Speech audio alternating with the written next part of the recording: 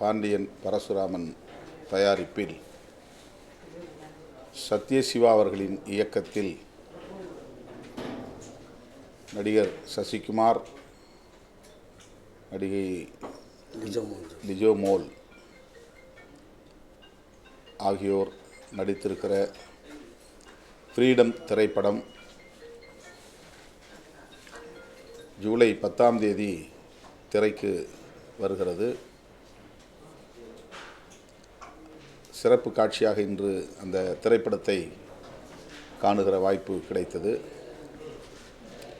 இந்த வாய்ப்பை ஏற்படுத்தி தந்த இயக்குனர் சத்யசிவா, இணை இயக்குனர் விஜய் பிரசாத், தம்பி குணா உள்ளிட்ட தோழர்களுக்கு முதலில் என்னுடைய நன்றியை தெரிவித்துக் கொள்கிறேன்.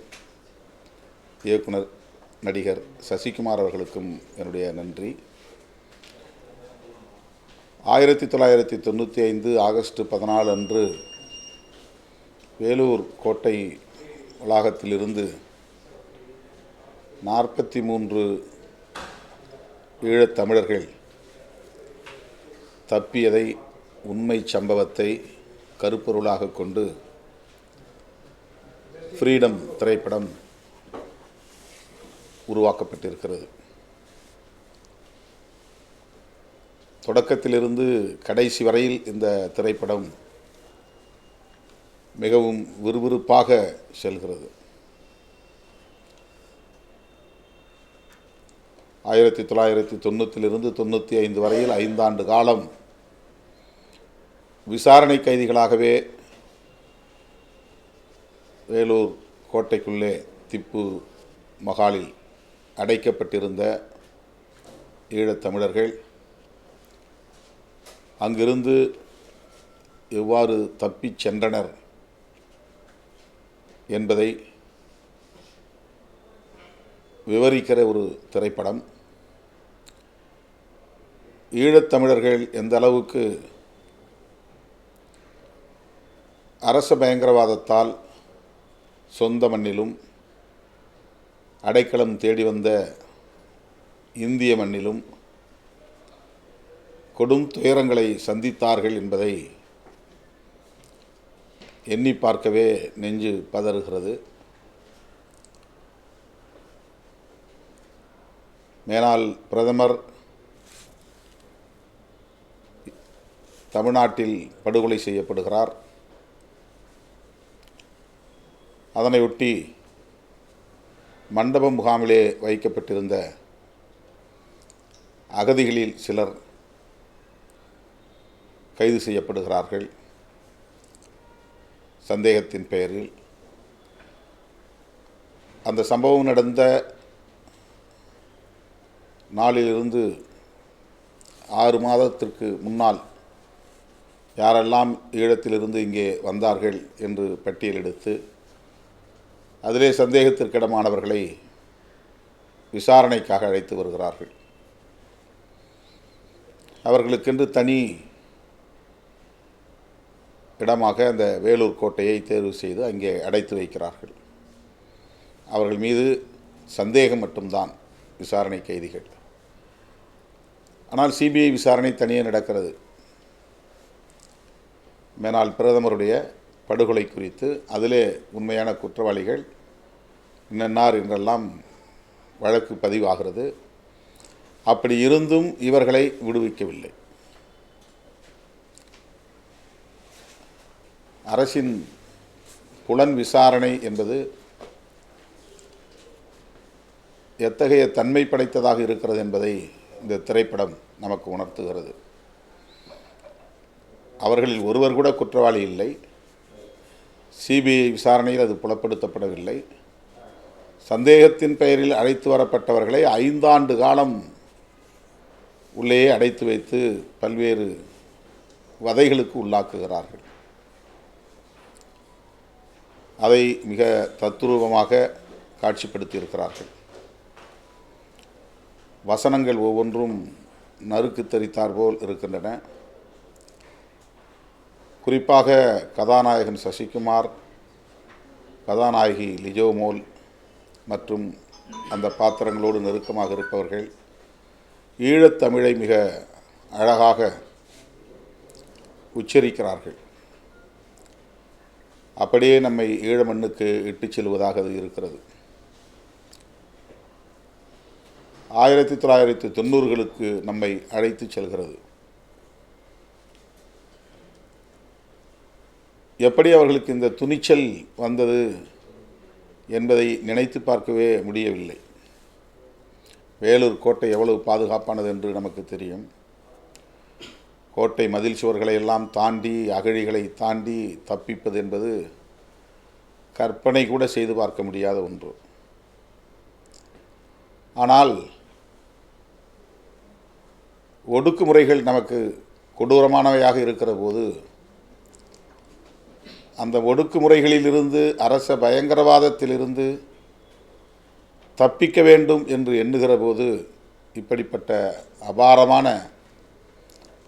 சாதனைகளை செய்ய முடியும் என்பதை ஈழத்தமிழர்கள் ஒவ்வொரு களத்திலும், ஒவ்வொரு சந்தர்ப்பத்திலும் நிரூபித்து காட்டியிருக்கிறார்கள். ஏறத்தாழ ஓராண்டு காலம் தாங்கள் தங்கியிருந்த அந்த கோட்டைக்குள்ளே கழிப்பறை வழியாக மெல்ல மெல்ல தோண்டி ஒரு நீண்ட தூரம் சுரங்கப் பாதையை அமைத்து, ஒரு முறை இருமுறை தோல்வியடைந்து பிறகு அந்த பாதையை வெற்றிகரமாக அமைத்து அவர்கள் அகழியிலே குதித்து நீந்தி தப்பித்து சொந்த பந்தங்களை சந்திக்கிறார்கள். அந்த காட்சி கண்கலங்க வைக்கிறது. சசிகுமாரும் அவருடைய மனைவி பிள்ளை இவர்கள் சந்திக்கிற அந்த காட்சி நமக்கு பெரிய ஆறுதலை தருகிறது. ஒடுக்குமுறைகள் எந்த அளவுக்கு நம்மை சாதிக்க தூண்டுகிறது என்பதற்கு இந்த திரைப்படம் ஒரு சான்றாக, சாட்சியமாக விளங்குகிறது. 43 பேர் தப்பிக்கிறார்கள். அதிலே 20 பேர் பிடிபடாமல் தப்பித்து இலங்கைக்கும் கனடாவுக்கும் போய்விடுகிறார்கள். 23 பேரை மறுபடியும் காவல்துறை பிடித்துக் கொள்கிறது. இது உண்மை சம்பவம். அது மேலும் நமக்கு துயரத்தை தருகிறது.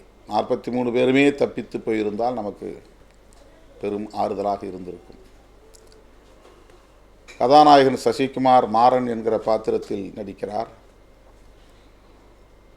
இலங்கையிலே, அதாவது ஈழத்திலே, தமிழினத்திற்கு எதிரான ஒடுக்குமுறை, பெண்களுக்கு எதிரான பாலியல் வல்லுறவு, அதிலே ஒரு சம்பவத்தில் காவல்துறையினர் மீது அவர் நடத்திய தாக்குதல், அங்கே அவர் கைது செய்யப்படுகிறார். 8 மாதத்திற்கு பிறகு வெளியே வருகிற போது அவருடைய கிராமமே சூறையாடப்பட்டு தீக்கிரையாகி கிடக்கின்றன. கர்ப்பிணியாக இருந்த தன்னுடைய மனைவி தமிழ்நாட்டுக்கு தப்பி வந்து விடுகிறார். இங்கே வந்த பிறகு மண்டபம் அகதி முகாமிலே அவருக்கு ஒரு குழந்தை பிறக்கிறது. அந்த குழந்தையை அவர் 5 ஆண்டுகளுக்கு பிறகு சந்திக்கிறார். அந்த குழந்தை பேசுகிற தமிழ், குடும்பத்தில் உள்ள இந்த பாச பிணைப்பு, அப்பாவுக்காக முகம் பார்க்காத ஒரு தந்தையை பார்க்க வேண்டும் என்கிற அந்த ஏக்கம், கணவனை காண வேண்டும் என்று துடிக்கிற கதாநாயகியின் அந்த பதைப்பு நம்மை மிகவும் உருக வைக்கிறது, பதற வைக்கிறது. தமிழர்கள், ஈழத்தமிழர்கள் எப்படியெல்லாம் கொடுமைகளை சந்தித்திருக்கிறார்கள், இன்னல்களை, துயரங்களை சந்தித்திருக்கிறார்கள். அவற்றையெல்லாம் எப்படி எதிர்கொண்டு சாதனைகளாக ஆக்கியிருக்கிறார்கள் என்று நம்மை ஆழமாக சிந்திக்க வைக்கிறது.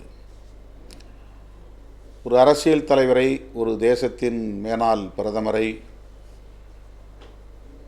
கொலை செய்த காரணத்தினால் படுகொலை நடந்த ஒரு சூழலில் என்னென்ன எதிர்வினைகள் நடக்கின்றன, எதிர் விளைவுகள் ஏற்படுகின்றன என்பதிலே இது ஒன்று.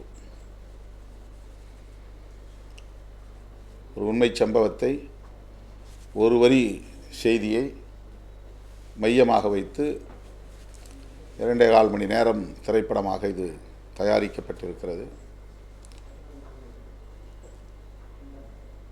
மிக ஈர்க்கக்கூடிய வகையில், அனைவரையும் ஈர்க்கக்கூடிய வகையில், கவனத்தை ஈர்க்கக்கூடிய வகையில், நெஞ்சை உழுக்கக்கூடிய வகையில் ஒவ்வொரு காட்சியும் படமாக்கப்பட்டிருக்கிறது. காவல்துறையினர் எப்படி ஒரே குழுவுக்குள்ளே அல்லது ஒரே சமூகத்திற்குள்ளே பகையை உண்டு பண்ணுகிறார்கள், அவர்களுக்குள்ளே மோதலை ஏற்படுத்துகிறார்கள், அதனால் அவர்களுக்கு இடையிலே நடக்கிற பெரும் தாக்குதல்கள், கொலை முயற்சி, இவையெல்லாம் இந்த திரைப்படத்தில்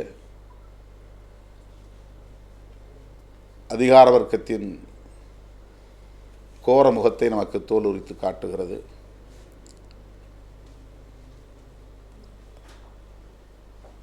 ஈழத்தமிழர்களின் துயரம் பெரும் துயரம் என்பதை நமக்கு மீள்பதிவாக இந்த திரைப்படம் அமைந்திருக்கிறது. ஒவ்வொரு தமிழனையும் இது உழுக்கும். ஈழத்தமிழர்கள் சந்தித்த இன்னல்கள் எத்தகைய தன்மை வாய்ந்ததாக இருக்கிறது என்பதை உணர வைக்கும். இந்த திரைப்படத்தை இயக்கிய சத்யசிவா அவர்களை நான் நெஞ்சார பாராட்டுகிறேன்.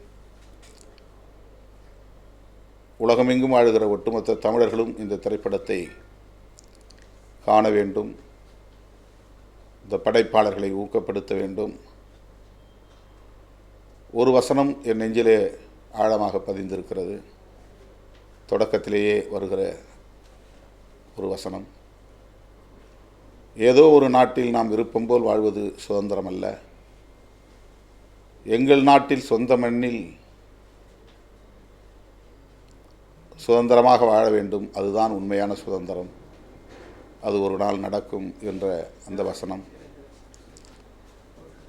புலம்பெயர்ந்த நாடுகளில் வாழுகிற தமிழர்கள்,